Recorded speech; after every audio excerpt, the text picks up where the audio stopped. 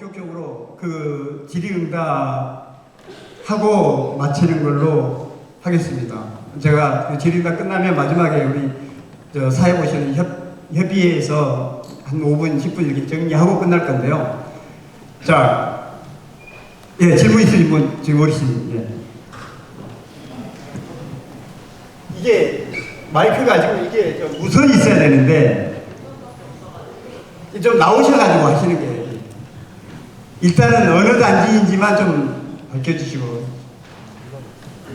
저는 이제 강촌 아파트의 백이동에 살고 있고요. 예. 근데 그때 리모델링 할 때부터 저는 워낙 교수 생활도 공직을 오래 했기 때문에 그 리모델링하고 재건축하고 잘 모르는 분들이 많은데 그때 당시에도 리모델링 해가지고는 안 될 거다. 왜냐면 현대가 지금 하고 있잖아요. 현대가 하는 걸 보고 그 부담금도 엄청나고 그거 해봐야 집값이 안 나가죠. 다 그거 아는데 근데 저는 디시전 메이킹의 전문가인데 그때도 우리가 생각하고 판단하고 결정하고 실행하잖아요. 근데 한국서 그런 교육을 잘 못 가르치고 그냥 이유잖아요. 이유고 언더스탠딩하고. 죄송합니다. 잠깐만요. 실제로 지금 여기 가서 끝나면 그 다음에 예를 들어 조합을 해산하든 정말로 재건축을 하고 싶어서 뭘 하든 누가 할 수 있죠? 지금 죄송하지만 뭘 얘기하고 싶냐면 웬만한 급한 약속이 아니면 아마 질의응답 그렇게 오래 가지 않을 겁니다. 끝까지 좀 남으셔서 지금서부터 여러분들이 충분히 알았으니까 여러분들이 같이 다음 5분, 10분 앞으로 해야 될 일들을 상의하고 또 어떤 조직이 필요하다면 더 보강하고 이런 작업이 필요합니다. 제발 조금만 더 참고. 예, 제가 우선 말씀 더 드리겠습니다. 그래서 저는 그걸 오래 했기 때문에 저는 사실 의료 정책의 전문가입니다. 근데 이제 지금 의료 정책이 저렇게 꼬여 있지만, 근데 이제 그때 이후에도 옆집 사람들한테도 얘기했어요. 그거 안 된다고 나중에 해봐야. 우리가 저 현대 아파트 그걸 다 보고 있잖아요. 근데 보고도 모르면 지금 그 사고력이 있는 겁니까? 근데 진짜 한국이 이게 한심스러운 게 내가 볼 때는 그 옆에서 그렇게 엉터리로 하고 지금 해봐야 부담금도 많고 집값이 다 해도 안 나가잖아요. 근데 거기에 부안해동돼 가지고 어떻게 설득이 되고 어떻게 했는지 모르지만 그게 잘 저는 이해가 안 가고 그래서 저는 질문하고 싶은 게 어떻게 해야 지금 다른 분도 계시니까 딱 질문만 하겠습니다. 그래서 어떻게 설득을 하고 어떻게 빨리 이걸 할 수 있는 방안이 있는지 그걸 한번 여쭙고 싶습니다. 예. 자, 리모델링을 어떻게 해산해야 되는지, 조합장이 거부한다면 어떻게 하는지까지 방법을 알려드렸습니다. 그 다음에 리모델링 조합장이 진짜로 저런 식으로 예를 들어서 계속 쓸데없는 소리를 하고 이상한 찌라시를 늘려서 이렇게 와해시키려고 하라고 한다면 그거는 즉각 해임하세요. 해임은 더 간단합니다. 각 조합의 조합원 전체 10%만 총회 소집 동의서를 받아서 그거는 그 동의서를 받아서 조합장한테 네 해임할 테니까 네가 조합장 총회를 열어줘. 이것도 필요 없습니다. 그 발의서 받으면 바로 그 발의자 대표 조합원이 총회를 엽니다. 일절 조합장은 관여할 수 없습니다. 그래서 과반이 참석해서 예를 한가람 얘기를 드리면 조합원이 1,500명이라면 751명이 서면으로 내든 총회에 참석을 하든 해서 751명의 과반 376명만 찬성하면 해임입니다. 깨끗하게. 그러니까 전체의 과반 1,500명에서 751명이 과반이죠. 그 751명의 절반 이상만 찬성하면, 그러니까 300몇십 명만 찬성하면 해임이 된다는 겁니다. 그래서 그렇게 해임하고 그 다음에 해산 절차를 발품을 내고요. 또 하나는 지금 일이 이렇게 벌어졌는데 정말로 계속 시청도 안 가보고 진짜 확인도 안 하고 계속 줄어들어. 그러니까 못해라고는 상식적으로 못하고요. 만약에 그런 식으로 한다면 여러분들이 그냥 용서하면 안 돼요. 용서. 해산 이전에 그건 내 재산권을 가지고 장난하는 거잖아요. 내가 볼 때는 정말 막무가내로 우길 수는 없을 거라고 봅니다. 아마 좋게 조합장한테 얘기해서 해산 절차를 밟도록 하시면 됩니다. 안 해주면 아까 같이 조합장 해임하고 그 다음에 아까 조합 해산 총회하고 총회 2번이면 끝납니다. 예. 예. 저는 한가람 질문인데요. 리모델링을 하면 같은 건물의 위치에 고층이면 고층부를 분양받는 걸로 알고 있는데 재건축을 하면 아예 건물이 다른 위치에 지어지잖아요. 그렇습니다. 그렇게 됐을 때는 조합원들 분양이 어떻게 진행되는지가 좀 궁금하거든요. 아, 리모델링이라면 지금 현재 자기가 살고 있는 그 집 그대로 들어가야 됩니다. 다른 못 옮기죠. 근데 재건축하게 되면 원벨이 예를 들겠습니다. 자, 한강이 보이는 단지, 안 보이는 단지, 보이는 단지는 2단지, 나머지는 안 보이는 단지. 대전제는 한강이 그러니까 제자리 재건축 원칙으로 했습니다. 이게 여러 개 섞였으니까. 여러 개 섞였으니까. 그래서 한강 안 보이는 단지가 앞으로 한강에 내려오면 안 되겠죠. 하고, 이 안에서는 뒤섞었습니다. 내가 앞동이 있다. 한강이 보이는 뒷동이 있다. 한강 보이는 것도 아까 여러분 얘기했잖아요. 내가 지금 일단 공원 보여요. 나 공원 보이게 해줘. 제일 뒷동. 그거는 좀 억지인 게요. 지금 공원 보입니까? 거실에서? 한 동도 없죠. 공원 보이는 데가. 그러니까 웃기면 안 돼요. 또 설령 재건축에서 공원 보이는 데가 재건축이 좋잖아요. 이제는 거기에 맞게 분양가가 달라집니다. 공원에서 조망되면 공원 조망 안 되는 것보다 2억이 비싸다 그러면 거기에 상응하는 분양가를 내야 됩니다. 그러니까 굳이 나 공원 보이는데 그 동에서 해줘. 이대로 재건축하지 말자는 얘기기 때문에 가장 좋은 거는 제대로 지금 이 시를 감정평가에서 평가로 반응을 받습니다. 예를 들어 1층 같은 경우는 가격이 낮게 평가받습니다. 내가 노후층은 일부 1억 이상 높게 평가받습니다. 그런데 실컷 여기서 한번 평가에서 어떤 그 가치를 인정을 받고 못 받았는데 동호수 배치할 때도 나는 너 1층 가. 그래서 이중으로 사실은 불이익을 줬다라고 볼 수도 있어요. 그리고 어떤 데는요, 자기 층을 이렇게 층으로는 안 되지만 군을 나눕니다. 한 3개, 4개, 5개, 어떤 데는 10개, 2개 층 하나씩, 1, 2층은 1군, 2, 3, 4층은 2군. 그래서 밑에서부터 쭉 보니까 이제 49층으로 되면 뭐 1, 2, 3, 4층은 1군, 기존에 1층, 2층 하는 사람. 그 다음에 기존에 3층, 4층 사는 사람들은 2군. 그래가지고 새로 짓는 게 5, 6, 7, 8, 9. 왜냐하면 층이 높아지니까. 이렇게 배치하는 경우도 있고요. 지금 테니스 같은 경우가 그런 케이스일 겁니다. 자기 동에 거기는 아주 편했어요. 왜냐하면 평수 자체가 딱 하나예요. 딱 하나고 한강에 웬만큼은 다 조합원들 다 보여요. 평수 하나고 그 다음에 그러면 층별로 딱 구분해 주면 돼요. 그거에 대해서는. 그러니까 거기는 그렇게 층을 이렇게 군으로 구분한 게도 많지는 않습니다. 대체적으로는 가장 지금 여러분처럼 이렇게 어떤 데는 평수가 현재가 7, 8개가 있는 경우가 있어요. 그러면 7개, 8개가 어느 동을 지정해서 자기 피층수까지 지정하려면 거의 불가능에 가까운 배치가 안 됩니다. 그래서 아예 다 무시하고 감정평가에서, 종전평가에서 권리가액이 어느 정도 반영해주고 자기 좋은 위치면, 좋은 층이면, 그리고 분양은 그냥 한국부동산원에 추첨을 보내서 공정하게 추첨해서 배당하는 게 일반적입니다. 설령 내가 좋은 층에 좀 있었는데 내가 좋은 층 못 받아서 뭐 예를 들어서 3층 받았어. 그러면 노야층, 예를 들어서 한 30층에서 45층까지가 노야이라고 그러면 거기에 비해서 한강이 만약에 위에 보인다 그러면 정말로 34평 기준으로 5억이든 7억이든 8억이든 분명히 분양가는 싸게 받습니다. 10억이든. 그래서 그 불만은 많이 해소가 됩니다. 됐습니까? 예. 저 분이 아까 먼저 했습니다.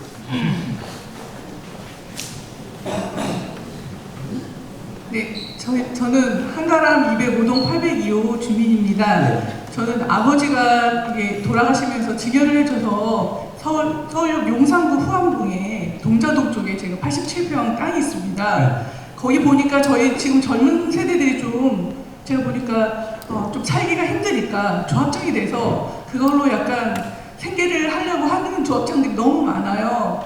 그래서 저희도 이제 저희 문제점을 알았으니까 그래서 저희도 이제 조합 방식으로 가면 한영기 조합장을 제가 한번 만나보고 싶다. 저희 조합원들이 다 그렇게 생각을 했었어요. 전문가여서. 그래서 이렇게 만나 뵙게 돼서 정말 영광이고요.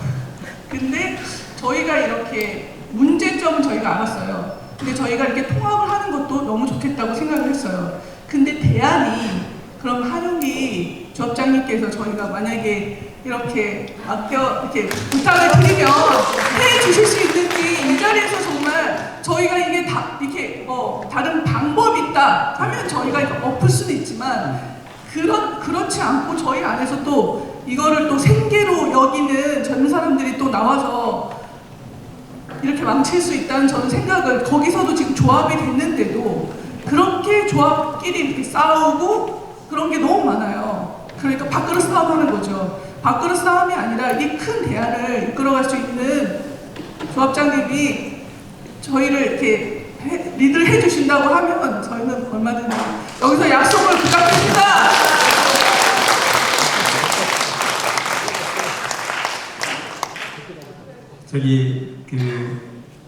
제가 간다면요.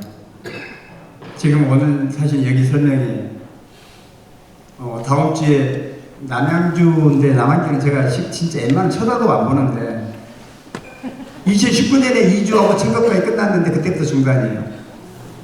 엄청나게 이자가 이제 높은 이자에서 이 차입금이 한 2,000원 되는데 이게 이자가 쌓이니까 전체 토지 전체가 지금 경매에 들어가고 있어요. 경매 진행 중에 있어요.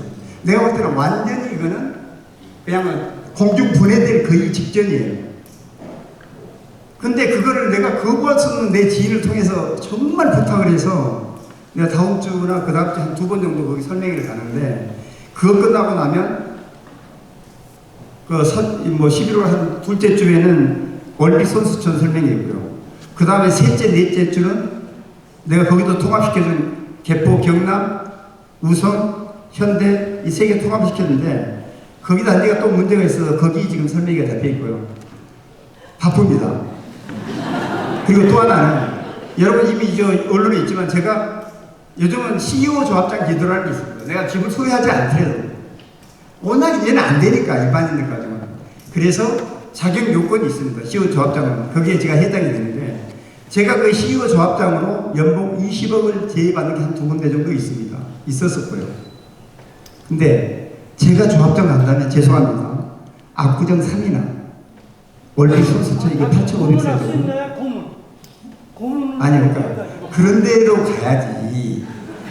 아무리 지금 10년 뒤에 한가람이 아니면은 이천동이 최고 강남 못지않게 뜬다고 하지만 여기는 아닌 것 같고요. 그런데 어찌됐든 제가 AS는 잘해준다 공짜로. 이렇게 제 손을 거쳐간 데는 저는 이제 뒤도 안 돌아보고 이제 다른 데 일을 하는데 꼭 AS를 요청해 오면 또 거절을 못하고 이렇게 AS를 해주는 편인데 AS는 제가 특별히 해주겠는데 그 AS는 뭐냐? 여러분 뽑았는데 그때는 잘 뽑을 수밖에 없습니다. 이런 한번 과정을 겪으면요. 여러분은 잘 뽑을 겁니다. 그럼에도 문제가 생기면 저한테 얘기하면 아까 제가 얘기했잖아요. 7명을 날려주고 그 다음에 제대로 된 사람 뽑는 데까지를 내가 도와줬다고. 그냥 한 방이면 날아갑니다. 뽑아드릴게요. 새로 날리고. 그러니까 그건 너무 걱정이 되고 지금부터 사실 제가 20억 아니라 30억을 줘도 조합장은 안 합니다. 왜냐하면 자 보통 연봉이 지금 제가 연봉을 한 10년 전부터 1억 5천 좀 당연히 그거 아니면 안 하니까요. 원래 내가 조합장 하려고 했던 것도 아니니까. 그러니까 다른데 6천 5천만 원 할 때 10 몇 년 전에 제가 1억 5천 받았어요. 한국분까지 한 2억 받았습니다. 근데 지금은 죄송합니다. 개나 소나 다 1억 넘어요. 그런데 저한테 20억을 줄 때는 어떤 생각을 하겠어요? 만 20억이지 삼성전자까지는 아니지만 웬만한 대기업의 임원보다 훨씬 인센티브가 다 합친 금액보다 커요. 그럴 때는 여러분들이 최소한 아크로나 온빌리 이상의 어떤 성공이나 진짜 거기처럼 7년 몇 개월 만에 조합 설립하고 7년 몇 개월 만에 논스톱 입주 이거를 원하거든요.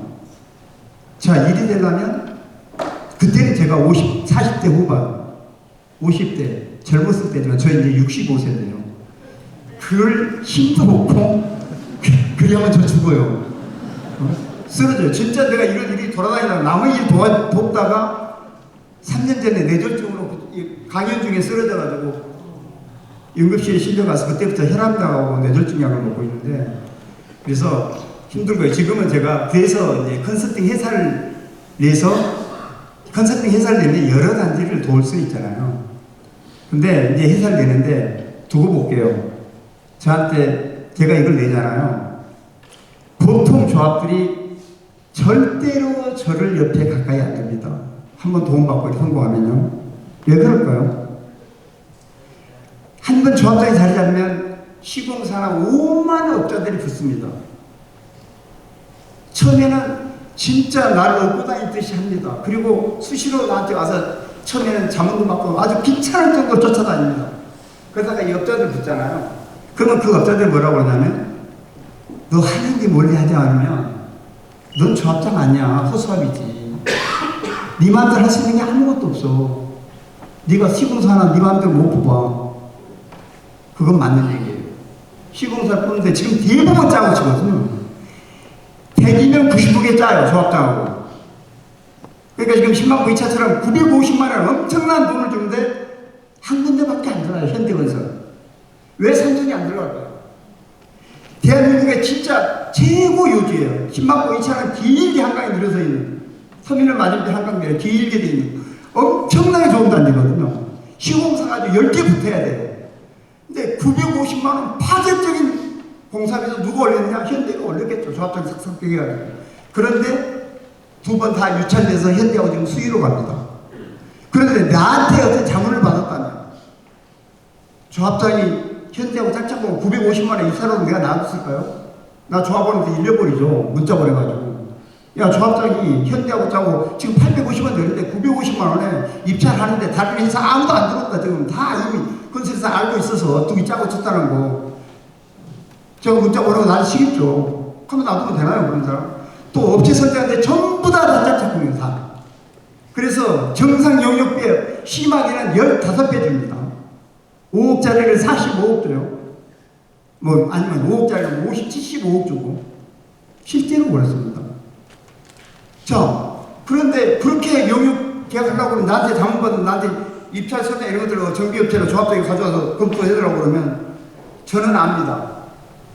이 어떤 업체가 이 입찰서를 작성했는지도 압니다. 이 딱 보면 어떤 업체 아니면 선정이 안 되겠다. 거기에 맞는 입찰서부터가 딱 알아요, 저는. 그러면 저는 안 되죠. 이러지 말고요. 제가 다시 써줄게요. 2개월로 다시 하면 조합장하고 그 용역서는 안 되잖아요. 그러니까 그때부터는 제가 혹시나 자기 찾아와서 도와준다고 할까봐 겁냅니다. 진짜로. 여러분도 그리 될 거예요. 제가 이 컨설팅 회사 내서 진짜 실비로 했다고 그래도 그때는 여러분들이 이제 다른 업자들이 쑥색거려가지고 야, 한영기 그거 뭐 이상한 놈이야. 이렇게 하면 저 못 불러요. 그런데 한 번 이렇게 겪고 나면 조합장은 최소한 3번은 바뀝니다. 이제는 옛날처럼 15년, 20년 못합니다. 절대로. 왜? 인터넷이 워낙 발달되어 있고 카톡이나 카페 이런 데서 워낙 소통이 잘 되기 때문에 진짜 이상한 조합장 못 버팁니다. 그래서 한 2번, 3번 바뀌면 정상화되긴 할 거고요. 그 다음에 진짜로 그런 어떤 내부적인 어떤 문제 이런 것 때문에 내가 도움을 요청해서 웬만한 건 사실은 여러분들이 조합 이론만 모아놓으면 설명이 한 방울 지금까지 내가 실패해 본 적이 없습니다. 오늘 예를 들어서 여기 4천여 세대를 지금 전체 4천여 세대죠. 전체 4천여 세대를 이렇게 장충체육관을 불러서 거기서 내가 설명회를 나한테 3시간 맡겨놨으면요. 그 자리에서 조합장 항복하고 내가 정말 잘못했습니다. 내가 스스로 조합 해산하고 제 것으로 돌아서겠습니다. 100% 끝났어요. 100%. 그래서 정말 잘못되는 거 그런 결정력을 한번 저한테 AS 요청하면 한 방에 와서 정리해 줄 테니까 걱정 안 하셔도 됩니다. 제가 한가람 돈이 많으시니까 한가람 아파트 한 채 사가지고 좀 들어오시라고 말씀을 드렸는데 웃기만 하시더라고요. 그래서 공식적인 거절을 들었습니다. 이쪽에서 오셔가지고. 예, 안녕하세요. 저는 이제 강촌 102동에 거주하고 있고 SK강촌 재건축을 생각해서 리모델링을 반대했거든요. 또 만일에 이제 조합이 해체 시 이 부담 기준이 아파트 공동체 단위인지 아니면 저희 같이 반대한 사람들은 배제될 수 있는지, 그리고 또 한 가지만 더요. 강촌과 코오롱이 재건축 연대를 한다면 한가람 대우와 조건이 비슷한 건지, 데이터가 한가람 기준으로 돼 있잖아요. 만일 차이점이 있다면 어떤 포인트가 있는지 궁금합니다. 네, 아까 그 세대의 어떤 뭐 평면도, 그림 같은 평면도니 이런 모든 것들은 같습니다. 그러니까 한가람이 예를 들어 지금 평행대로 최소한 평행을 유지하면서 재건축한다면 강촌 뭐 다 똑같다고 보시면 되고요. 우선이나 모든 조건 다 같습니다. 예를 들어 분담금 이런 것도 거의 같다고 보시면 됩니다. 단지 이제 규모의 어떤 차이만 좀 있을 뿐이죠. 예? 그 다음에 예를 들어 아까 지금까지 사용하는 자금 얘기하시는 거죠. 자, 한가람 예를 든다면 70억 정도 사용했다고 그러면 2000이면 세대당 350인가요? 그러니까 2000세대 나눠요. 제가 볼 때는 엄격히 따지면 이건 법적으로 악의가 있어요. 원래는 동의 안 된 사람이 내는 게 맞죠. 근데 그렇게 하라고 그러면 또 이제 내부 생깁니다. 그 돈 때문에. 에이씨, 그거 몇 푼이야? 우리 전부 다 십시일반 하면 뭐 350은 되는데 우리한테 다 묻으라고 그러니까 나 500이잖아. 에이씨, 그냥 니모들 하자. 이런 사람 많습니다. 아주 이만하게 목숨 거는 사람들. 그래서 이거는 법이 어떻기를 떠나서 제가 볼 때는 다 같이 하는 게 훨씬 빠르다. 그렇게 생각합니다. 예, 요분 먼저 손 드셔가지고 드리겠습니다. 이게 마이크가 한 10m 정도여서 웬만하면 저희가 갖다 드릴 건데 위에 계신 분들 정말 죄송한데 나와주시면 너무 감사하고요. 아니면 좀 크게 말씀해 주시면은 네, 감사드리겠습니다. 예. 네, 제가 여쭐 것은 지금 이제 리모델링하고 재건축을 말씀을 하시는데 저희가 이제 한 전체 단지가 이제 한 25년 정도 다 됐어요. 그리고 여기에 이 이천동의 특성으로 보면은 용적률이 꽤 많습니다, 다른 데보다. 그러면은 이 재건축을 하는데 어떤 제약하고 그 다음에 이제 이 재건축으로 진행이 되면은 어떤 그 인허가 문제, 구청이나 뭐 시청이나 이런 데서 이 권력이 짧기 때문에 허가가 제대로 이제 생각하시는 대로 어떤 생각하시는 그런 기간 동안에 진행이 잘 될 수 있는 거에 대해서 의문점을 드립니다. 네. 아까 제가 설명드렸죠. 지금 서울시나 정부에서는 정말로 재건축을 빨리 시키도록 속된 말로 별짓 다 해나가고 있어요. 아까 안전진단도 필요 없다. 30년 넘으면 실제로 지금 30년 넘은 단지 안전진단 넣잖아. 옛날에는 시등급으로 그냥 택도 아니다라고 반려됐을 거. 나는 지금까지 30년 정도 지금 안전진단 떨어진 단지를 본 적이 없어요. 다 참고합니다. 그러니까 옛날에는 구조만 거의 구조가 50% 이렇게 접수를 많이 줬는데 튼튼하냐 안 하느냐. 지금은 예를 들어서 주차 대수는 충분하냐, 노물이 많이 나와서 뭐 생활이 힘드냐 이런 것까지 다 감안되는 거기 때문에, 그리고 대전제는 이제 집단 안전장 필요 없을 정도로 안 해도 된다는 정도로 완화시키고 있기 때문에 안전장 면제되고 있잖아요. 그 다음에 아까 또 인허가 기간 자체를 단축시키기 위해서 통합 심의 뭐 예를 들어서 건축심의, 교통심의, 환경행방 이런 것들 한꺼번에 다 묶고 와도 한 방에, 옛날에 하나하나 절차 이거 1년 걸리고 이거 1년 걸리고 이거 6개월 걸리고 이런 것들을 지금 묶어서 내가 인허가 자체는 가능하면 2년 안에 끝내겠다. 그러니까 옛날 것처럼, 그러니까 음마 아파트처럼 경우에 따라 10년 가고, 예를 들어서 한영기 조합장이 하는 거는 1년 만에 끝나고, 이런 거는 이제는 10년 가는 케이스는 지금 현재는 거의 없다. 어떤 시행착오를 겪어도. 그래서 인허가는 되게 빠르고, 아마 재건축도 저한테 하라고 그러면 조합 설립하고 7년이 입주합니다. 진짜로. 그리고 보통 잘못해도 이제는 한 12년? 이 정도면 웬만큼 못해도 입주할 거라고 저는 봅니다. 그래서 인허가나 이런 거에 대해서는 걱정하지 말고, 어찌됐든 지금 여러분들 10년 안에 이거 절대 입주 못합니다. 아까 얘기했듯이 4년 뒤면 결국은 중단될 거고요, 리모델링도. 그렇게 따지면 예를 들어서 10년, 12년이 길지 않을 거예요. 또 재건축의 장점은 뭐냐면 리모델링은 어떤 인허가가 진행돼도요 가격이 수억씩 한꺼번에 뛰지 않습니다. 그런데요 재건축은 다릅니다. 내가 10년 걸려도 어떤 인허가나 프리카스 하나 걸리면 일단 몇 억 뜁니다. 또 뭐 건축실이 사업시행도 받았어 몇 억 뛰죠. 이렇게 시간이 10년 가지만 한 2년, 3년 단위로 아파트 가격이 폭등하면서 상당히 기다리는 게 재밌습니다. 리모델링하고 좀 다릅니다. 설명이 좀 용적률 관계를 여쭤봤어요. 용적률은 아까 설명드렸잖아요. 이번에 9월 26일 서울시에서 고시한 게요. 아주 내가 볼 때는 정확하게 맞추면 이촌지구 같아요. 이촌지구가 지금 보통 320%, 358% 막 이렇잖아요. 이거는 기존에 있는 서울시의 어떤 그 정책이나 기존에 있는 어떤 법이나 서울시 절에 따르면 여러분 재건축 못합니다. 진짜 많이 줄여야 돼요. 많이 줄면서도 예를 들어서 그 분담금은 자기 돈, 자기 재건축 일반 분양이나 이런 게 없기 때문에 자기 돈 그대로 내야 되는 거예요. 그래서 사실 불가능해서 그래서 이번에 서울시가 그러면 이 이촌지구나 300% 이상 넘는 2촌만 있는 게 아니고 전국에 서울에 보면 이런 단지들이 또 꽤 있습니다. 그 영원히 재건축 못하는 거잖아요. 그렇다고 리모델링이 쉽지 않고 그래서 이번에 규제 안 하는 게 여러분처럼 300 몇십 프로 단지를 위해서 한 거고요. 그래서 여러분 358%까지가 서울시에서 아예 기부채납, 다른 기부채납 없이 358%까지는 허용 용적률로 인정해 주겠다라는 게 기본 방침입니다. 그래서 최소한 지금 평형은 유지될 거다. 네, 안녕하세요.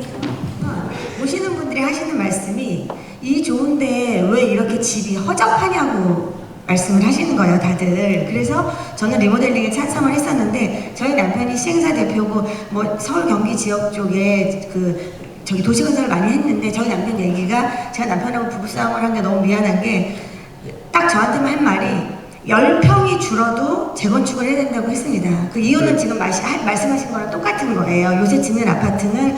그러면서 저한테 저희가 그 분석을 한 거가 50억에서 70억이 간다고 말을 하더라고요. 그런데 50억에서 70억의 가치도 중요하지만 중요한 건 저희가 그 안에서 모든 것을 다 누릴 수 있는 아파트가 되느냐, 나중에 잠만 자고 지평해지고 이제 버스 타고 어딘가로 커피숍을 가야 되는 아파트가 되느냐, 그 차이라고 했어요. 그래서 저는 그게 이해가 안 가는데 오늘 오니까 다 설명이 됐습니다. 그래서 제가 여쭤보고 싶은 거는 뭐냐면 제가 예전에 구반포 아파트 아실 거예요. 그거를 제가 20살 때 저희 아빠가 자취하게 해줘서 살았는데 22살에 내일 모레 재건축된다 그랬는데 제 딸이 20살이 됐는데도 재건축이 안 됐습니다. 그때 그렇게 오래 걸렸었는데 그거는 그런 아파트 단지니까 그러니까 오래된 5층짜리 낮은 거라서 그런 건데 이미 지금 20층이 올라간 거는 재건축이 정말 빠르게 진행이 됩니다. 그래서 저기 말씀하신 대로 7년, 10년 안에는 들어갈 수가 있는데 제가 그럼 궁금한 건 그 빨리 되는 그 요건은 이 조합장 문제가 해결이 되고 저희가 아까 말한 대로 이렇게 모였을 때 동의를 해서 그 해임을 시키고 그게 너무 중요한데 그 조합장 문제랑 그런 거를 이런 식으로 모여 있었을 때 저희가 이렇게 모았잖아요. 그럼 한 번만 더 모은다던가 했을 때 그 자리에서 저희가 서명을 해도 가능한 건지 그거를 저희가 이 단톡방에서 이렇게 운영하면서 이렇게 모임을 가져서 저희가 그 자리에서 인원수가 정족수가 되면 제출해서 되는 게 가능한지를 좀 여쭤보고 싶습니다. 그 해임은 예를 들어서 오늘이 뭐 우성만이다 아니면 한가람만이다 단지별로 이렇게 그런 설명이고 예를 들어서 코롱이 700 몇 세대인가 그렇죠. 그 다음에 강촌이 뭐 한 1000세대 정도 되죠. 그러면 1000세대라면 100명 정도만 사인 받으면 되거든요. 근데 강촌만 오늘 이렇게 설명했다면 최소한 뭐 200명은 왔겠죠. 200명은 제가 볼 때는 한두 사람은 긴가민가해서 그냥 갈 겁니다. 여기다 갖다 놓고서 자 가시기 전에 야 조합장 이거 해임을 위한 총회 발의서인데 여기 사인을 하나만 해주고 가십시오 하면 제가 자신하는데 한두 명 빼고는 190 한 7명 8명은 쓰고 갑니다. 그러면 총회를 할 수 있는 요건은 한 방에 끝나버리죠. 그 다음에 이제 총회 공고하고 한 달 뒤에 이 총회를 진행하면 돼요. 그래서 뭐 예를 들어 다음에 어떤 뭐 이런 여러분들이 허다하다 안 되면 몇 개월 뒤에 전화하세요. 제가 설명회 한 번 더 열어줄 테니까 그 자리에서 아예 뭐 이거 받도록 해줄 테니까. 그래서 그거는 뭐 우편으로 보내서 요즘은 문자로도 받고 카톡으로도 받고 그래요. 대신 신분을 확인할 수 있는 신분증만 첨부되면, 그러니까 꼭 원본을 내야 되고 이런 거 없어요. 그러니까 아주 편해집니다. 사람들이 전달만 다 됐고, 아, 해임을 해야 되는 게 맞다. 그 다음에 조합장을, 그 다음에 리모델링에 접고 재건축을 하는 게 맞다고 주민들이 다 어느 정도 인식이 돼 있다고 그런다면, 그 다음에 해임이고 조합, 해산총회고 이런 총회는 대단히 간단합니다. 왜냐하면 총회 직접 안 가도 서면 결의서로 내면 되는데, 서면 결의 자체도 그냥 문자로 찍고 보내고 팩스로도 보내고 이렇게 해도 되니까.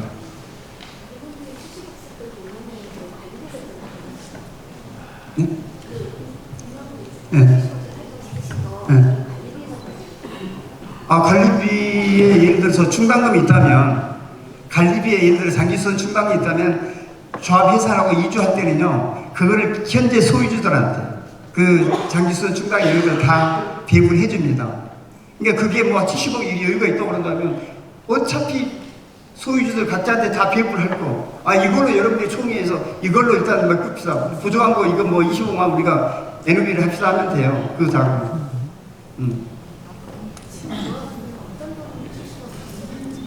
근데 아까 내가 얘기했잖아요. 세 가지 방법이죠. 자, 조합을 해산하지 않고, 근데 이거는 조합장이 말을 잘 들어야죠. 조합을 완전히 폐쇄시키고, 여주고 다 보내고, 조합장도 급여 안 받고, 출근 하지 않고, 그냥 놔두면 돈 안 들어가죠. 그냥 70억에 대한 이자만 좀 나갈 뿐이야. 그리 하면 그냥 70억 안 갚아도 돼요. 그리고 4년 뒤에 재건축, 아니 1년 뒤에 우성이 조합 설립했어. 그때 예를 들어 조합 설립해서 뭐 시공에서 뽑았어. 그때 자금 들어온다 그러면 그때 갚으면 돼요. 갚으면서 시공사 창립총회하고 조합 창립총회하고 해산총회를 동시 표현을 해버리면 돼. 같이 해산하고 조합 창립총회하고 같이 해서 결의를 하면 한 방에 끝나고요. 그 다음에 아까 조합원들한테 이자를 7% 주고 8% 준다면 내가 볼 때는 70에서 저는 8% 준 다음에 저도 한 10억 투자할게요.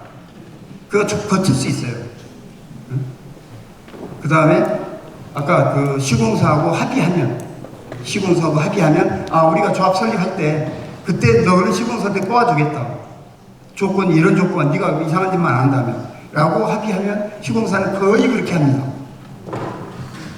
자, 근데 아까 여기 사진 찍으셔도 돼요. 아까 다른 단지 사례를 본다면 여러분이 가장 지금 궁금해하시는 게 그겁니다. 지금 내가 재건축한다면 내가 분담금을 얼마나 내지? 24평에 30평, 24평을 받는데, 근데 24평이 그냥 24평이 아니라고 그랬죠. 실제 사용할 수 있는 면적은 30평짜리라고 그랬죠. 그러면 24평을 가는데 3억 2,100만 원 내는데요. 이거는 코롱이든 강총이든 다 비슷하다라는 겁니다. 이건 뭐 한 가람만이 이렇지는 않다라는 거. 한 가람 얘만 들었을 뿐이고요. 그 다음에 예를 들어서 여기 제가 24평 맞으면 워낙 그림 같은 아파트에 앞으로는 이천동이 뜨기 때문에 제가 볼 때는 아무리 보수 봐도 이 이천동이 리모델링 단지들이 다 재건축이 된다면 반포처럼, 그럼 거의 신도시처럼 새 아파트 단지로 방탐하고 한다면 이게 진짜 1억 3천 갈지 1억 4천 갈지 아니면 뭐 1억 5천 갈지 정말 제가 볼 때는 충분히 그 가치가 있고요. 아무리 못 봐도 제가 볼 때는 1억 1천만 원으로 계산했습니다.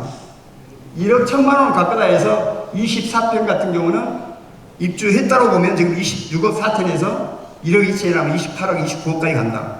그러면 29억 간다고 보면 지금 17억 7천짜리가 3억 6천을 내서 3억 2천을 내서 그러면 21억이 되죠.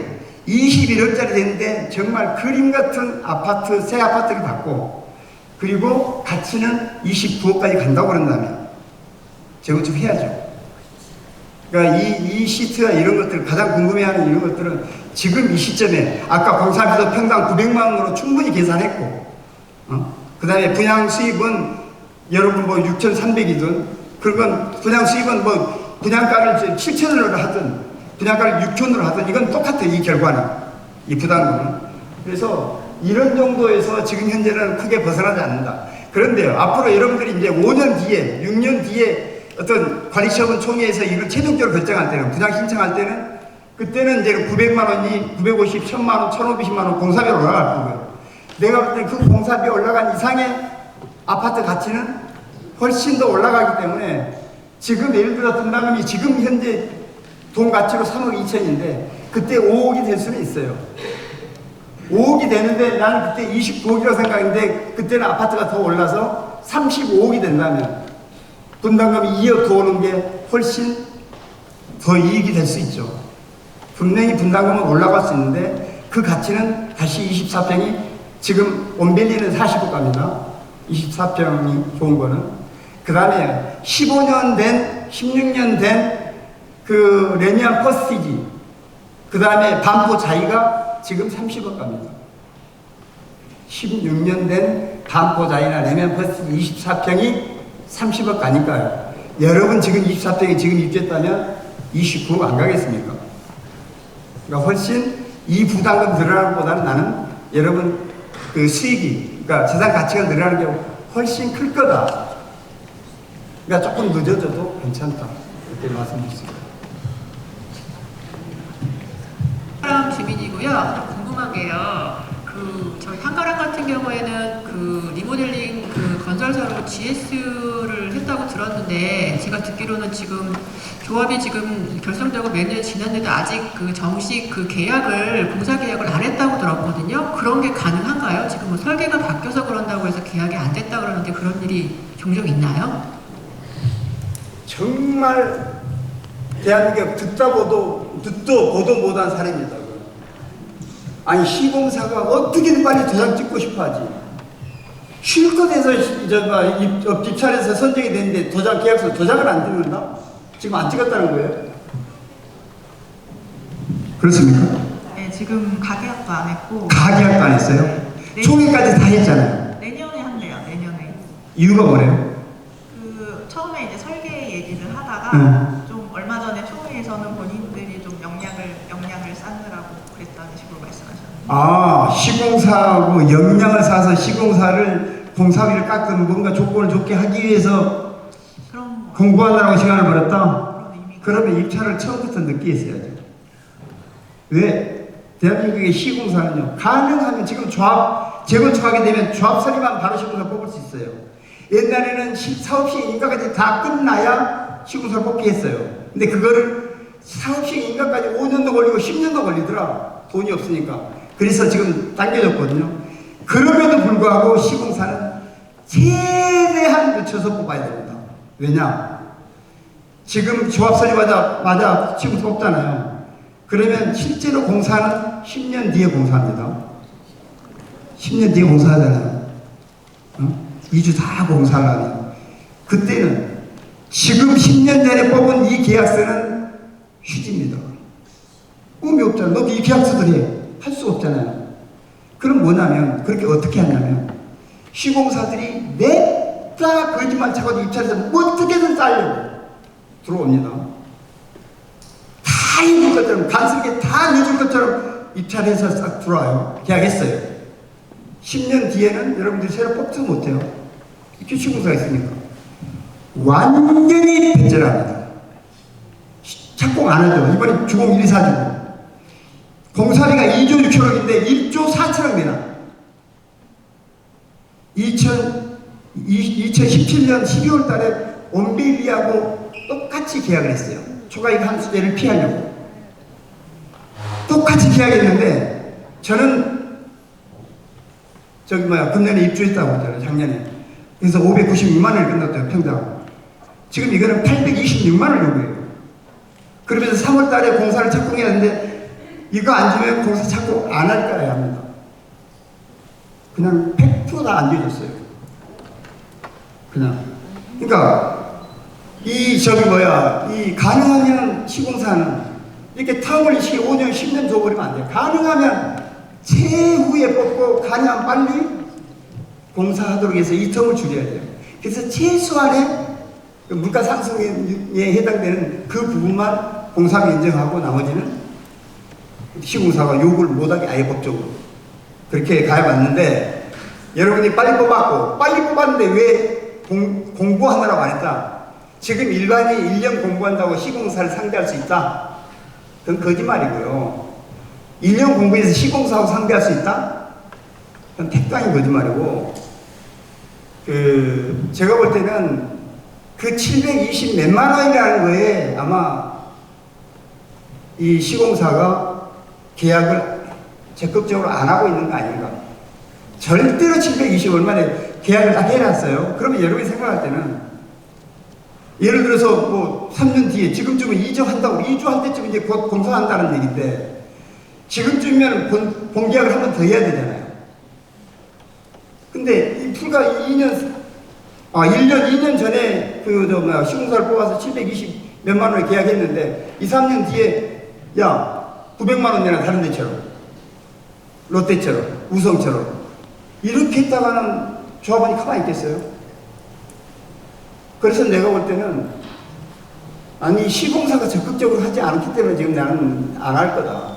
근데 시공사는 왜 적극적으로 안 하나? 내가 볼 때는 여러분 쉽게 이게 되지도 않을 것 같고 안 돼요 이거. 안 될 것 같고 그 다음에 어차피 나중에 이미 총회까지 했다는 얘기는 법적으로는 이미 계약서는 저장 안 찍었지만 법적으로 인정됩니다. 시공사는 계약 안 했으면 너 나가를 못합니다. 절대로. 계약서 도장 찍은 거하고 똑같은 여력을 법적으로 가지고 있어요. 그러면 입주, 예를 들어서 뭐 나중에 이주하기 직전에 다른 데처럼, 현대처럼 철거 들어가면서 야, 공사비 옛날에 지금 뭐 벌써 몇 년 전이야. 그때 720몇만 원. 쓸데없는 소리 하지 말고 1000만 원이나. 안 주면 나 공사 안 해. 그래서 한 번에 그냥 제대로 뒤통수 쳐서 이렇게 받아가려고 그러는 거 아닌가. 그 외에는 난 도대체 이해가 안 가요. 이해가. 내가 볼 때는 법적으로는 내가 지위를 가지고 있어. 그러니까 조합이 함부로 나를 못 잘라. 자, 그러면 이게 도대체로 금방 또 몇백만 원, 평당, 몇백만 원. 그건 평당 100만 원이면 여러분들은 2200세 되면 아마 수백억, 수천억 돼요. 평당 100만 원, 최소한 뭐, 아까 이게 13만 평인가 보통 그랬으니까 13만 평. 13만 평에 100만 원이면 얼마죠? 1000만, 너 10억, 100억, 1000억이면 1300억이죠. 평당 100만 원만 올리면 1300억. 200만 원 올리면 2600억이에요. 이거 올리려고 여러분들 가만히 있죠. 근데 굳이 그 계약에서 법적으로 이행을 받는데 계약에서 계약의 필요성을 내가 못 느낀 거 아닌가. 아마 시공사가 엄청 너 계약 안 해주면 그냥 우리 그냥 갈 거야라고 했으면 조합장이 내가 공사할 때까지 너 기다려 못 했을 거예요. 더 찍었겠죠. 그럼 버틸 수 없어요. 시공사가 정상적으로 초기까지 다 했는데 계약 안 찍어. 그럼 우리 갈게.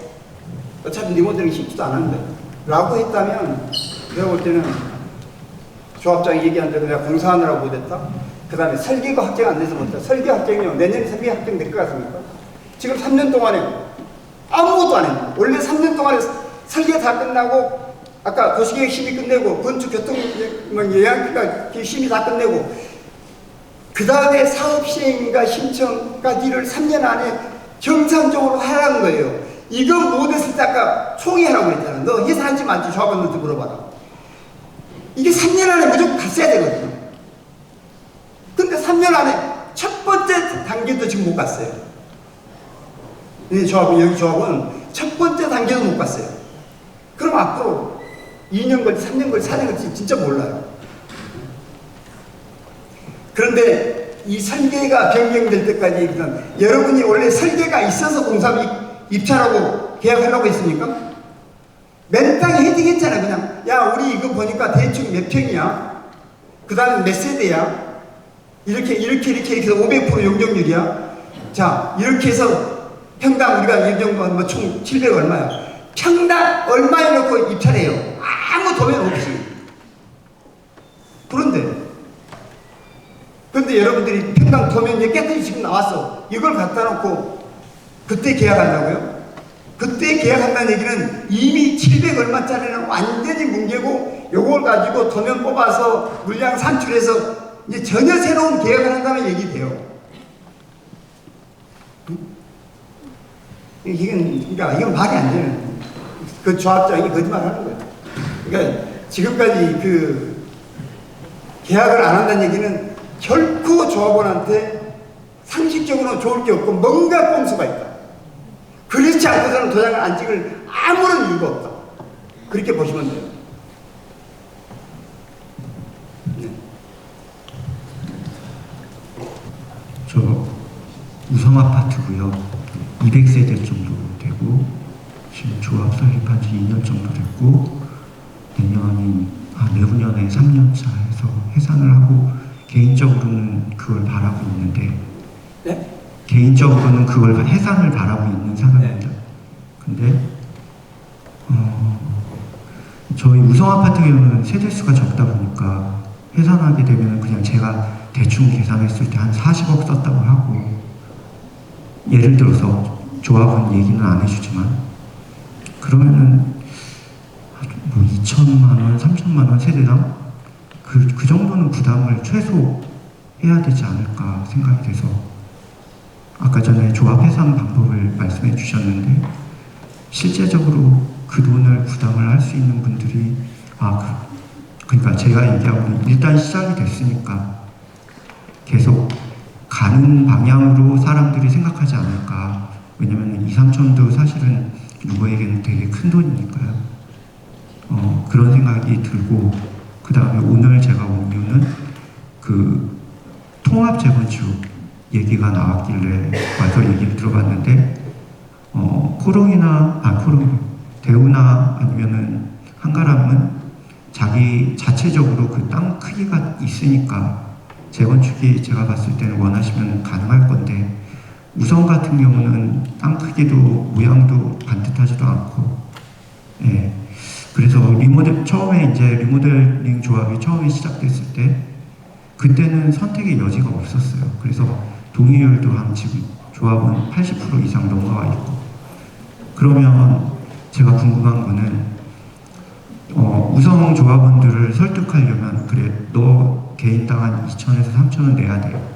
그걸 하면서까지도 이 해산시켜야 된다는 걸 설득하기 위해서는 제 생각에는 한가람과 대우가 우리 우성과 같이 하고 싶어 한다. 그러니까 저희 우성 아파트 소규모 단지 같은 제 입장에서는 이건 개인적인 거고요. 근데 소규모 단지 같은 경우는 대단지가 되는 게 되게 큰 이익이 된다고 개인적으로 생각하고 있거든요.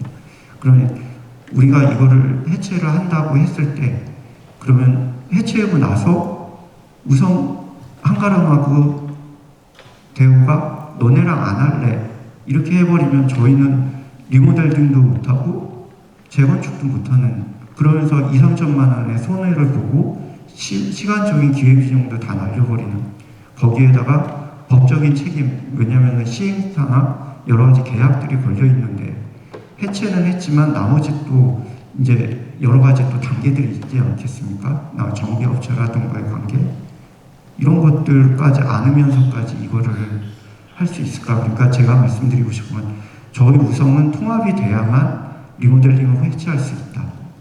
저는 그렇게 생각을 하는데 오늘 설명하신 부분에 우성 아파트를 반드시 통합이 돼야 된다는 어떤 근거라든가 이런 말씀은 안 해주셔서 한가람과 대우가 과연 우성을 끼고 하고 싶어 할까? 그냥 그런 의문이 든다. 혹시 우성이 반드시 통합에 있을 때 들어가야만 되는 당위성이 있는지 그런 거 좀 말씀해 주실 수 있으시죠? 근데 그 우성이 지금 얼마나 썼다고요? 사업비를? 사업비에 대해서는 저는 자세히 모릅니다. 근데 그냥 대충. 근데 어떻게 개인 세대당 2천만 원, 3천만 원이라면 뭐 40억, 60억 썼다는 거예요? 그렇게는 아닐 것 같습니다. 그 정도는 아닐 것 같아요. 그 정도는 아니고 조합에서 그거를 물어보진 못했지만 바로 밝히지도 못하실 것 같아서. 근데 어쨌든 한가람은 뭐 2,000세대가 넘기 때문에 500, 600만 원? 뭐 이 정도면 부담하면 되겠지만 우성 같은 경우는 200세대밖에 안 되기 때문에 그보다 훨씬 많이 부담할 것 같습니다.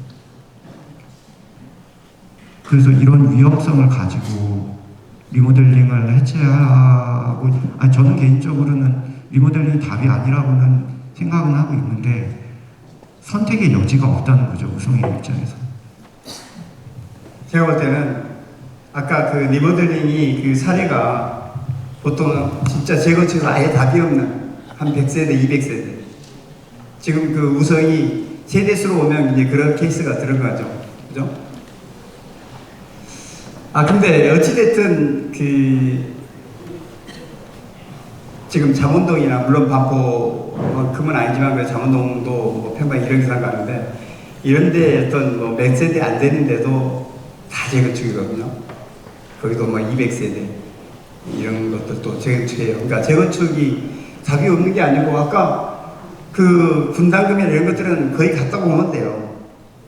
우성도 규모는 적지만 단지 아까 그 입주했을 때 다른 데가 1억 5천 가는데 우성이 1억 5천 가는 거냐? 그건 아니겠죠. 그러니까 단지 입주했을 때 어떤 그 나홀로라면 뭐 그래도 다른 데가 예를 들어서 반포 같은 거 보면 그 400세대 정도 힐스테이트가 있어요. 그 다음에 레미안 퍼스티가 2200 몇 세대예요. 여러분들이 400 몇 세대라면 거의 커뮤니티 이런 거 없습니다. 레미안 퍼스티는 진짜로 커뮤니티 이런 것들 완벽하게 갖춰 있어서 지금도 가격이 되게 세요. 과거에는 레미안 퍼스티가 1등이었죠. 아크로 들어오기 전까지 말해도. 근데 실제로 400 몇 세대지만 똑같은 그 좋은 지역의 아파트라면 그렇게 많이 차이는 없어요. 한 24평 기준으로 뭐 5억 이상 차이 나는데 그렇지 않아요. 네, 제가 우성이라고 본다면 저는 지금도 리모델링 해상하고 저는 재건축해요. 한 동짜리를 할지라도. 예를 들어서 저거 200세대면 뭐 한 40, 뭐 예를 들어서 9층 한 동으로 뭐 6개를 한다면 뭐 예를 들어 한 동으로 끝날 수 있겠네요. 안 그러면 두 동. 한 동에 4세대씩.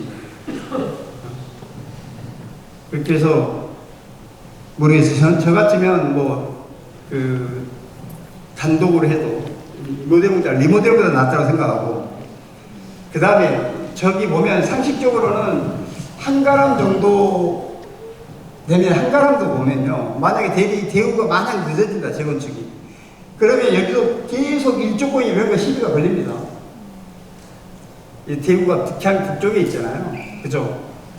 그러면 여기 저 넓은 지역은 모르겠지만 이 우성 쪽에 가까운 뒤 앞쪽에 있는 단지들은 여러분 조망권이나 그 다음에 일조권에 대해서 분명히 시비 걸리고 공사에 상당한 어떤 지장이 있고요. 설계도 달라질 수 있어요.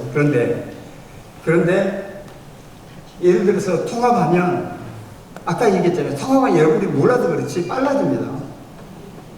실제로 어떤 단지 간의 분쟁이 많을 것 같죠? 더 없습니다.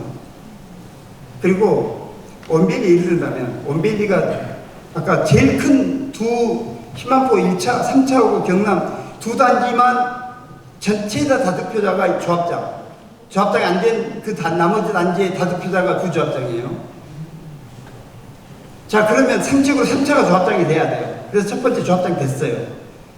부조합장은 2차가 됐어요. 경남이 됐어요. 근데 이 사람이 중간에 그만뒀어요. 3차 조합장이. 그럼 다시 선거를 했어요. 그럼 별 이변이 있지 않는 한 여기로 치면 한가람이 되겠죠. 그죠? 이 게임이 안 되잖아요. 근데 실제로 막상 재건축이 이만큼 좀 알고 어느 정도 이게 이제 아시는 조합원들이 의식이 있는 분들은 자기 단지 의미 없습니다. 그냥 안면으로, 여러분 보통 보면은 과거에 입주 대표장을 조합장 시키죠. 아주 잘못된 거예요. 그냥 안면으로 그 사람이 나오니까 그럼 밀어주죠. 주로 연세 많으신 분들. 그건 잘못된 거고요. 이게 내 조합, 아까 얘기했던 우리 조합장이 내 단지의 조합장이 조합장을 한다고 해서 내 단지가 유리해진 건 일도 없어요. 자, 그렇다면 어떤 선택을 하냐면 그 이후로 한 번도 희망고 3차가 조합장 해본 적이 없어요. 당연히 돼야 되지만. 조합원들은 영리합니다. 그냥 쪽수로 이게 한가람 안 되겠구나. 근데 우성에 정말 내놓으라. 예를 들어서요. 제가 우성의 조합원이에요. 저하고 셋이서 붙었어요. 저 100% 제가 됩니다. 그러겠죠. 제가 우성의 조합원인데 통합해서 조합장 선거를 해. 우성은 제가 나오고 일단 한가람에 누가 나오고 대우에 누가 나왔어요. 3파전이. 누가 조합장 될 것 같아요? 100% 제가 됩니다. 그렇지 않겠어요? 뭐 한가람이 안면으로 찍어준 사람도 있겠죠.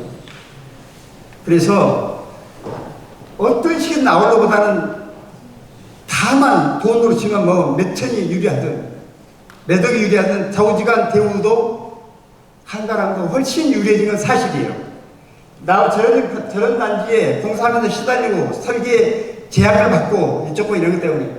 그리고 예를 들어서 2000세대 하고 이거 하고 단순히 깨끗하게 해서 도로나 이런 것도 깨끗하게 정리하고 그 다음에 4000세대 대규모 한 단지하고는 그 자체로도 입주했을 때 가격이 이런 것들이 완전히 차이 나요.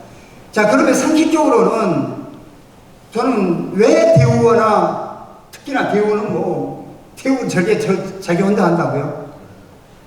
이게 통합하는 걸 싫어한다고요? 그럼 말이 안 될 것 같고, 단지 싫어하는 한가람이 좀 모르겠어요.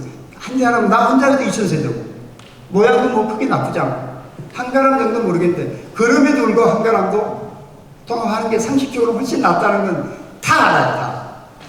그리고 통합하는 게 빠르다는 걸 분명히 안다면, 내가 볼 때는 통합으로 갈 거다라고 생각하는데, 지금에 와서, 예를 들어 누구한테, 예를 들어서 공중을 받을 거야, 세 단지 통합할게. 그러니까 우선 빨리 지금 리모델링 때려치우고 재건축 조합 설립해. 이건 누가 해줄 수 있죠? 지금 예를 들어 리모델링 조합장이 해줘도 그건 법적으로 아무런 의미가 없어요. 지금 어떻게 해줄 수가 없어요. 그건 지금. 그렇기 때문에 지금 리모델링 조합 해체에 대해서 사람들이 주저하는 거죠. 그런 답을 해줄 사람이 없기 때문에. 두 번째는 우성은 자체적으로 이렇게 재건축을 할 수가 없어요. 왜냐하면 말씀하신 대로 뒤에 대우가 있기 때문에 지금 2, 3층 올리는 것조차도 일조권 때문에 올리질 못합니다. 우성 아파트 자체는. 그런데 그러니까 제 얘기는 우성 아파트에서 리모델링을 포기를 설득을 할 수 있는 방법을 조합장님한테 듣고 싶었어요, 사실은. 그런 부분들을. 근데 이거는 진짜로 그 통합이라는 게 주민들이 결정한 사항이고요. 강제로 절대로 안 되고요. 또 하나 통합하면 장점이 뭐냐면 이제 서울시나 영상구가 엄청 많이 도와줍니다. 그렇죠. 나홀로에서 맨날 담들끼리 싸우는 것보다는 깨끗하게 한단 저런 게 도로 기반시설 이런 것들이 훨씬 유리하기 때문에 서울시 영상구청은 통합 자체를 적극 권장하고요. 맞습니다. 그래서 지구 단위 계획을 한 거고요. 안 가요. 그러니까 그게 상식적인 선에서 나는 생각을 해야 되고 재건축이 안 되지는 않아요. 법적으로 일조권 때문에 재건축 자체를 중단시킬 수는 없어요. 단지 진짜 하면 보상으로 끝나지. 예를 들어서 일조권을 돌리기 때문에 너는 10층 이상은 절대로 안 돼. 그건 강제성이 없습니다. 단지 내가 49층으로 하는데 허가가 났어요. 허가 납니다. 30층도 허가 납니다. 나는데 단지 이제 우성에서 대우에서 소송이 들어오면 그 일조권의 방해를 받는 그 세대, 일조권 방해받는 양에 따라서 200만 원이든 300만 원, 500만 원이든 보상으로 끝나지 재건축을 못하지는 않는다. 합니다. 원조사님께서 귀한 시간에서 다 일당 100으로 지금 질답해주고 계신데 아까 말씀드린 바와 같이 간결하게 질문해서 한 분이라도 더 많은 질문해 주시면 감사드리겠습니다.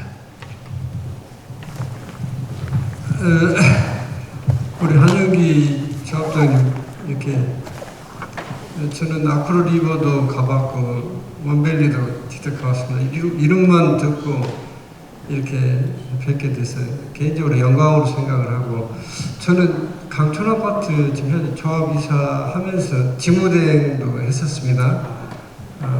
저는 우리 강촌아파트가 현재 리모델링을 추진 중에 있는데, 아까 2024년도 6월 달에 서울시에서 현재 지침 바꿨다고 하는 그것 좀 화면 좀 보여주시겠습니까?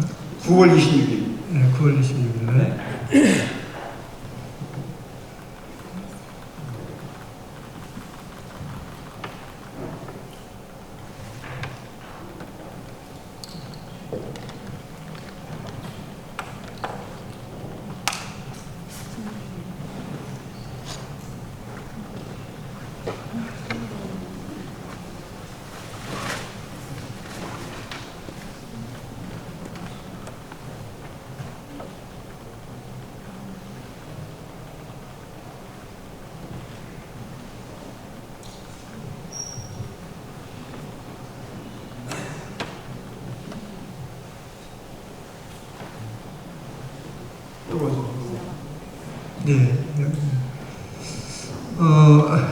귀한 시간이고 제가 짧게 그냥 질문하겠습니다. 두 가지인데요.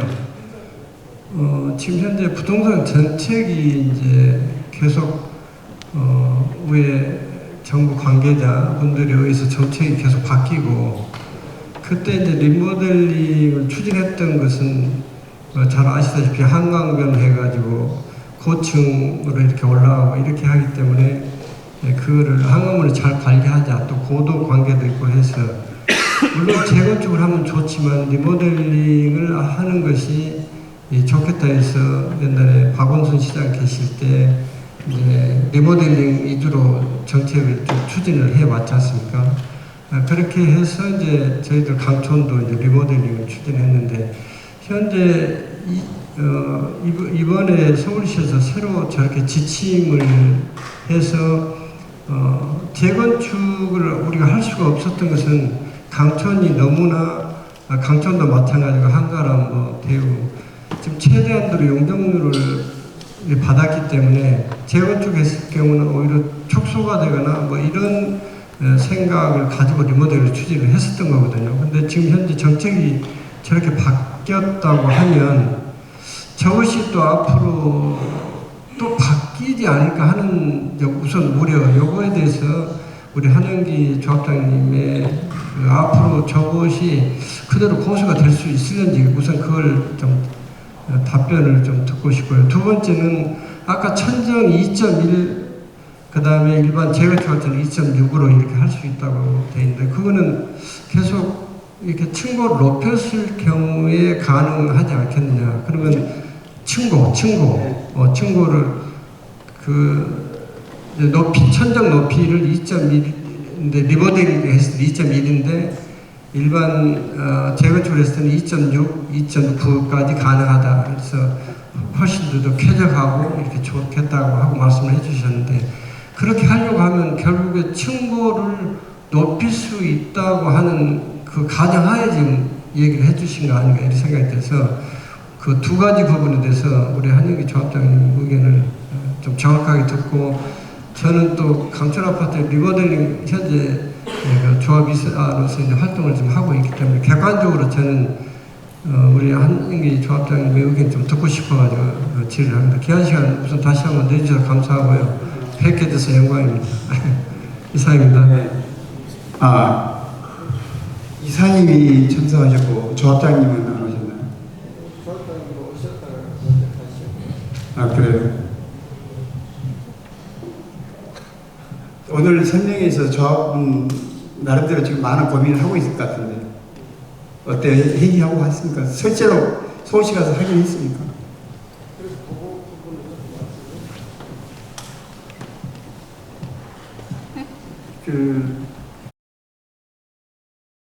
두 가지라고 그랬잖아요. 첫째가 뭐였죠? 첫째가 지금 현재 정책이 이게 지금 계속 될 수 있느냐.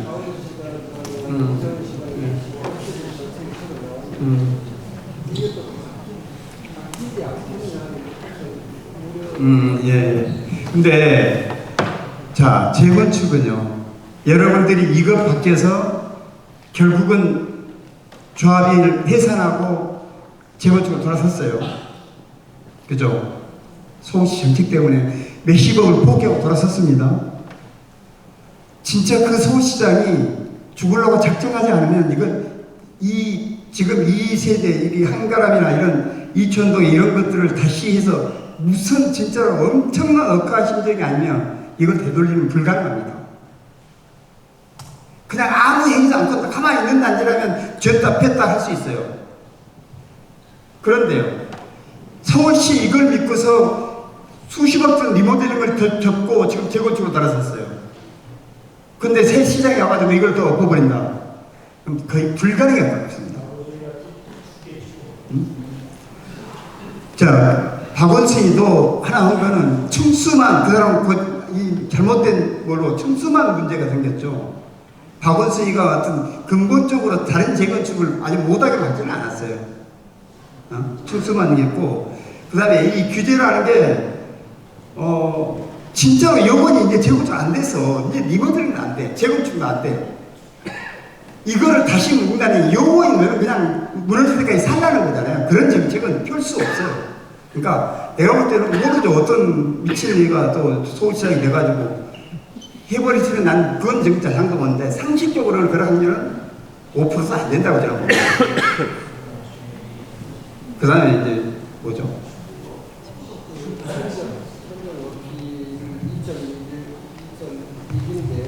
원래는 이게 서울시에서 49층을 풀어줘도 그 다음에 높이, 메타 수를 또 규제하는 경우가 있습니다.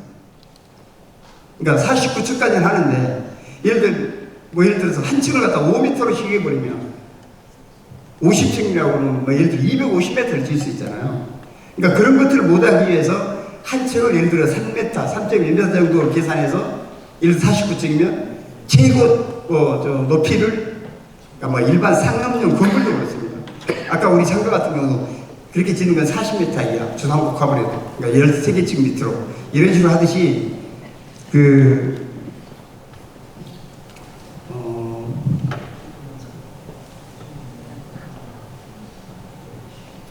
이제 당이 떨어졌나? 아니 치매가 왔나? 갑자기 내가 얘기하다가 지금 저 물하는 것만 좀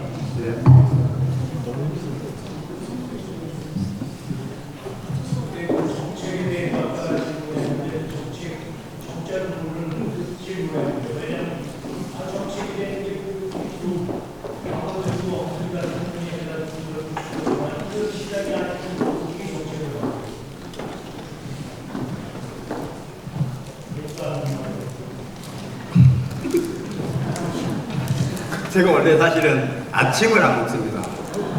점심 한 끼만 먹고 저녁도 안 먹습니다. 아침에는 옆플레에다가 견과를 좀 해가지고 옆플레 하고 과일 조금 먹고 그 다음에 저녁도 마찬가지 그렇게 먹고 점심 한 끼를 먹는데 사실은 이거 준비하느라고 저 거의 새벽 일주일 이상은 진짜로 이것 만드느라고요. 5시 반 정도에서 6시에 출근해서 보통 10시까지 있어요. 정말 이거 최선을 다해서 준비했어요. 아마 대한민국에 이런 자료 만들 수 있는 사람? 저는 이 사람 없어요.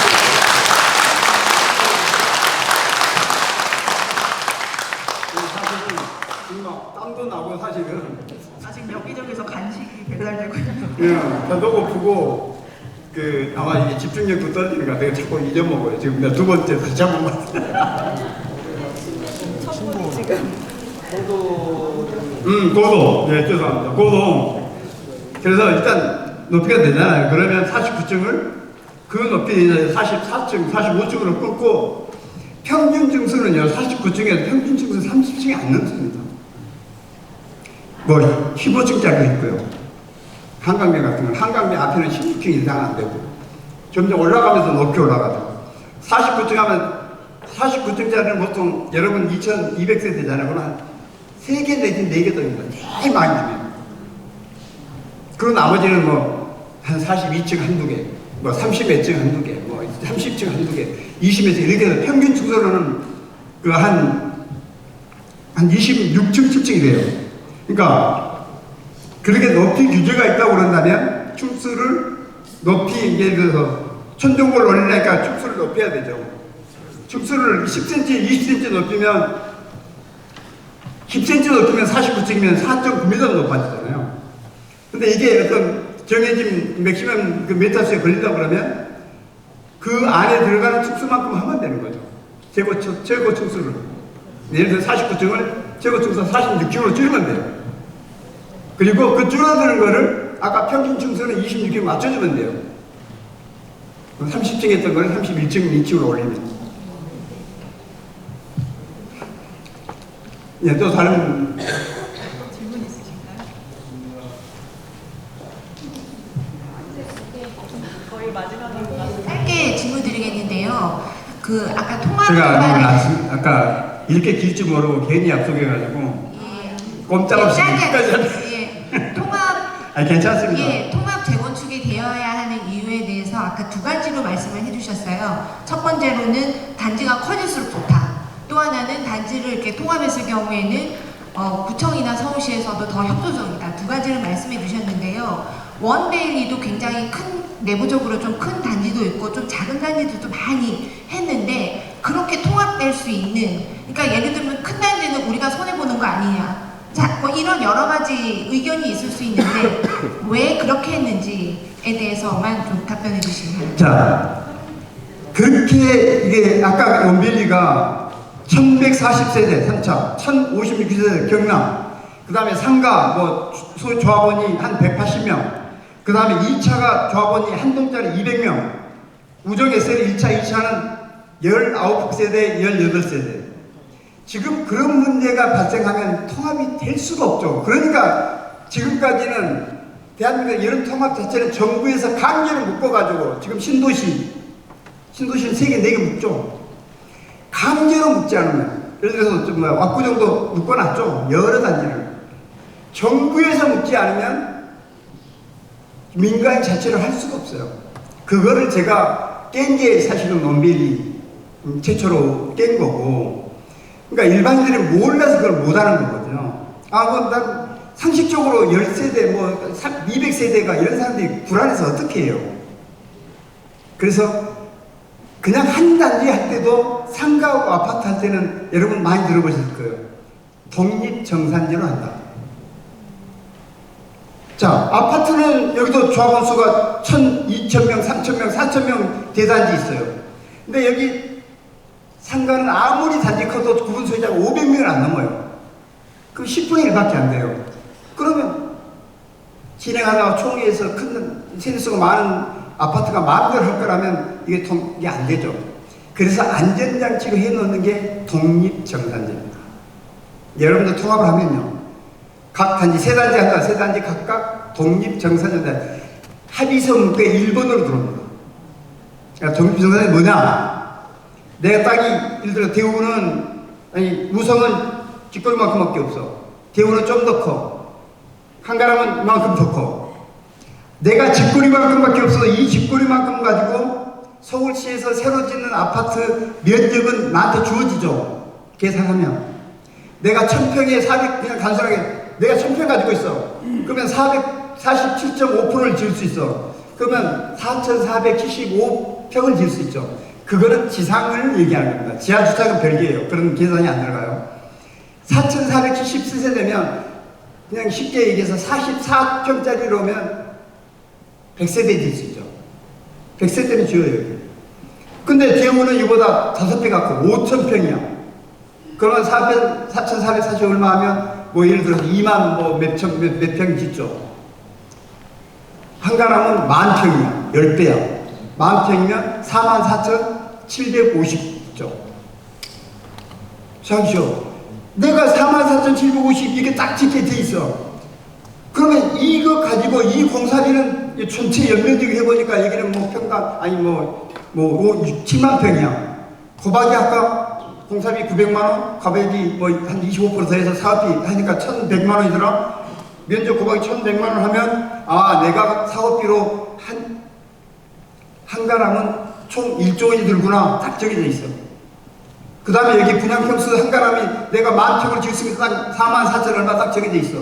요걸 분양했더니 분양 수입이 뭐 2조 원이었어.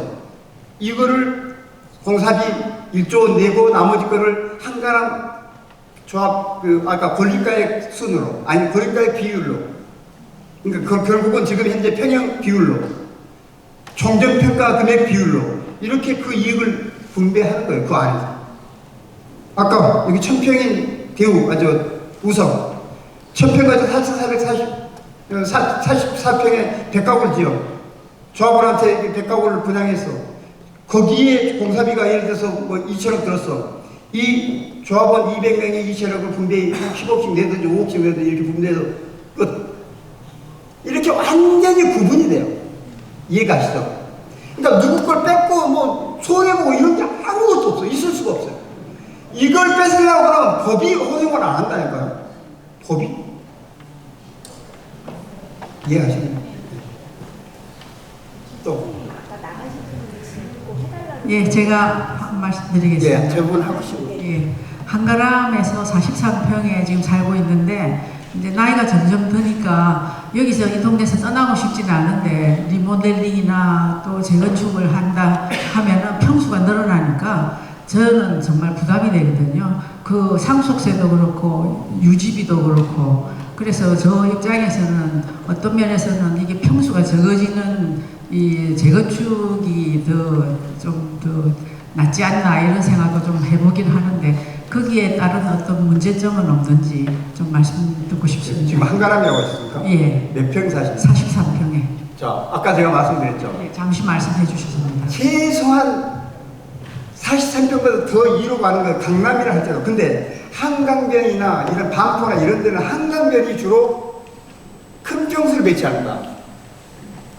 한강이 잘 보인다고 24평을 배치하면 그러니까 평당 예를 들어 1억 5천, 1억 7천 가도 이게 뭐 40몇 억밖에 못 가요.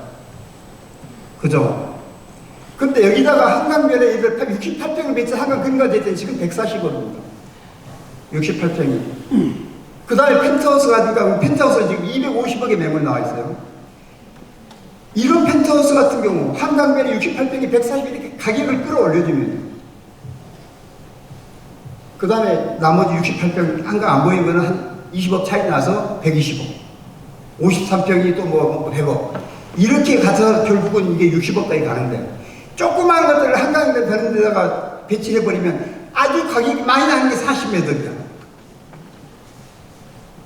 자 그러면 이 가격을 끌고 가는 대형 평수는 한강 안 보이는 저 대형 80, 90평은 평당가가 확 떨어져 버려요. 이 140억이 아니고 68평이 한강 안 보이는 저 이상한 데 났다. 그럼 평당 1억 한 2천? 뭐 1억 한 그러면 한 70몇 억? 뭐 80억? 140억짜리가 80억이거든요. 단지가 죽습니다. 그래서 진짜로 좋은 평형이나 큰 평수나 이런 것들은 한강이 잘 보이는 데는 한강 그 변에다 배치하는 거고요. 여기 예를 들어 영산공원이 더 좋다고 영산공원에다가 잘 보이는 데다가 또 큰 평수 배치하는 거고요.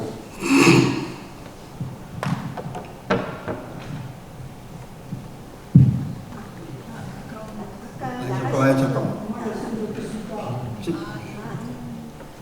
질문 아까 누구나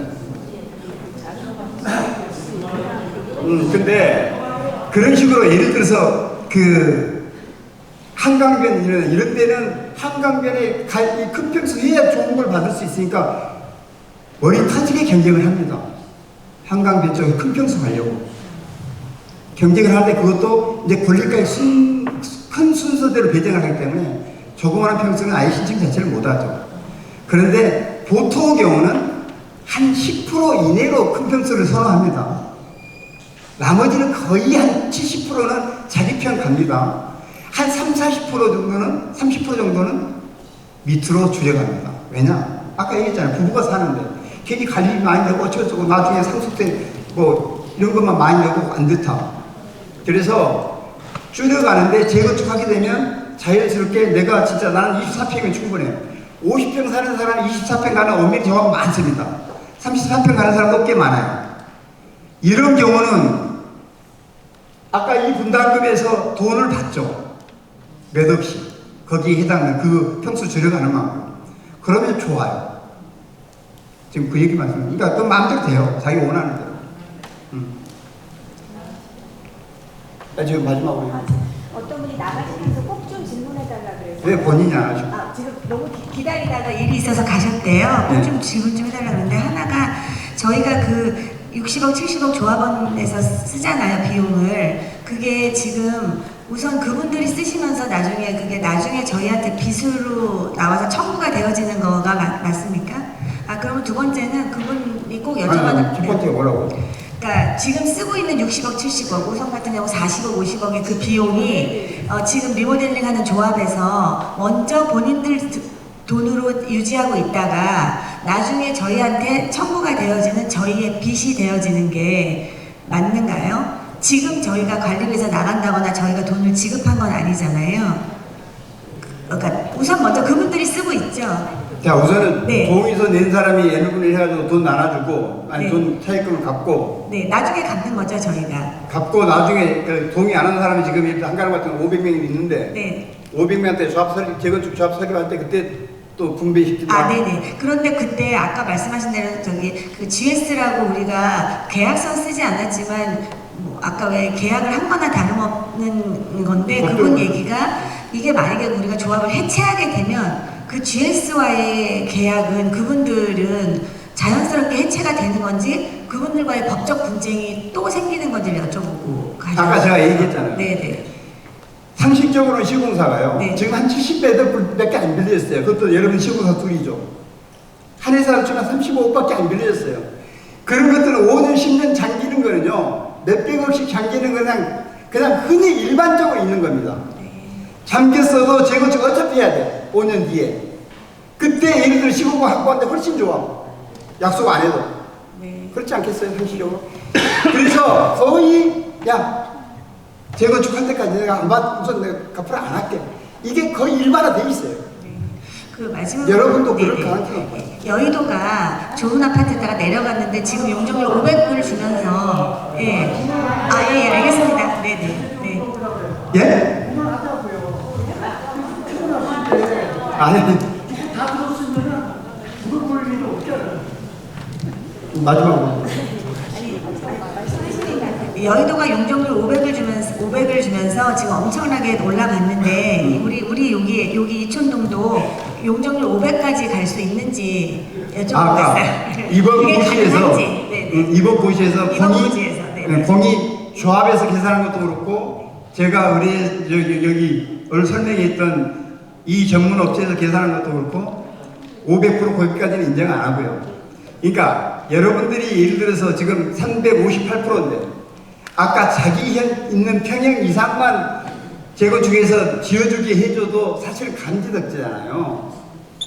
진짜 하늘같이 사실은 난 오세훈 시장이 발상인지 아니면은 여기 나는 정책과나 주택공과 이런 담당 팀장, 과장의 아이디어라고 생각합니다. 정말 여러분한테 파격적인 이건 수혜예요. 자기 평수를 짓게 해주는 거는. 응? 그러니까 정말 죄송한데 진짜 오늘 제가 컨디션이 진짜 이상해요. 말하면서 더 이상 하면 안 될 것 같아요. 전에 한 번 내가 쓰러진 경험이 있어가지고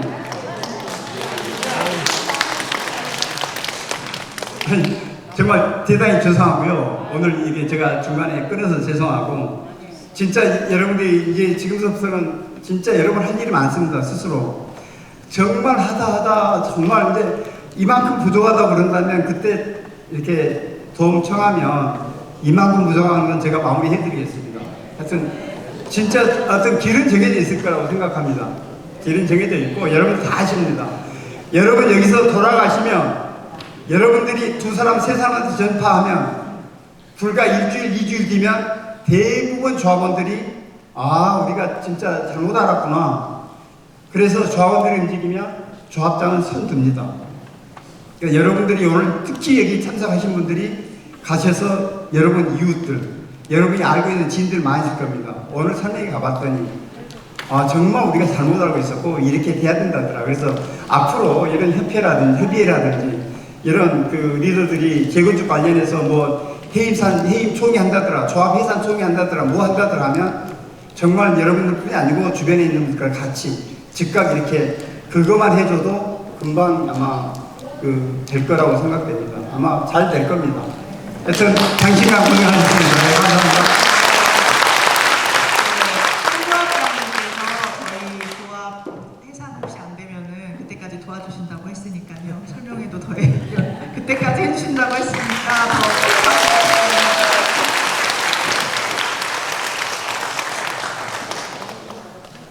정말 우리 용산구에 특히 우리 이촌동에 원기옥이 모인다고 생각하지 않으세요? 저희가 저희끼리 꿈을 가지면 이건 꿈일 뿐이지만 여러분이 함께 해주신다면 현실이 됩니다. 저희 응원해 주시길 정말 다시 한번 부탁드리고요. 네, 한영미 조합장님께서 저희 도와주시기로 정말 약속하셨으니까 저희 믿고 한번 같이 화이팅 해봅시다.